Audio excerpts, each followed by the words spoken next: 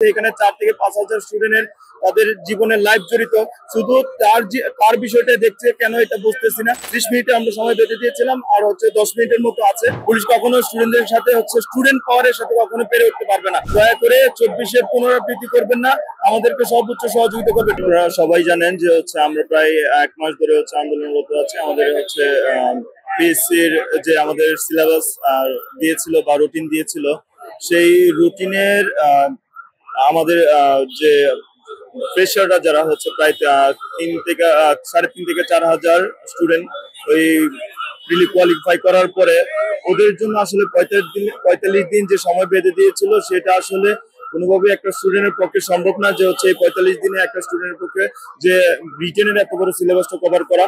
তো সেটার প্রতিবাদে আমরা প্রথমে যে নর্মাল প্রসিডিউর গুলো ছিল ওই প্রসিডিউর মেনটেন করে আমরা স্মারকলিপি প্রদান করি, কিন্তু তারা আমাদেরকে আশ্বাস না দিয়ে 2 দিন পরে তারা রুটিন প্রকাশ করে।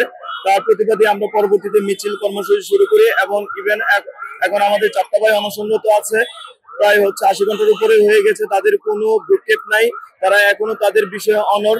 কেন জানি না, এটা উনি তার ইগো নিয়ে পড়ে আছে। এখানে 4 থেকে 5,000 স্টুডেন্টের তাদের জীবনের লাইফ জড়িত।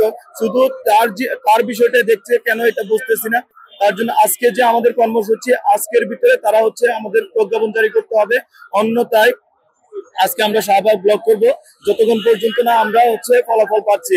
আমরা 30 মিনিটে আমরা সময় বেঁধে দিয়েছিলাম, আর 10 মিনিটের মতো আছে।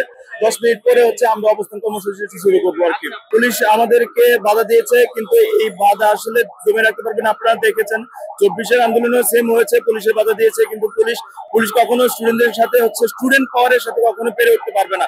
আমি পুলিশ ভাইদেরকে বলবো যে আপনারা যদি আবার 24-এর পুনরাবৃত্তি করবেন না, দয়া করে 24-এর পুনরাবৃত্তি করবেন না, আমাদেরকে সর্বোচ্চ সহযোগিতা করবেন। কারণ আপনারা জানতেছেন যে এটা সম্পূর্ণ আমাদের যৌক্তিক দাবি। আপনারা যদি এই যৌক্তিক দাবির বিপক্ষে যান, তাহলে কিন্তু আবারও 24-এর পুনরাবৃত্তি হবে।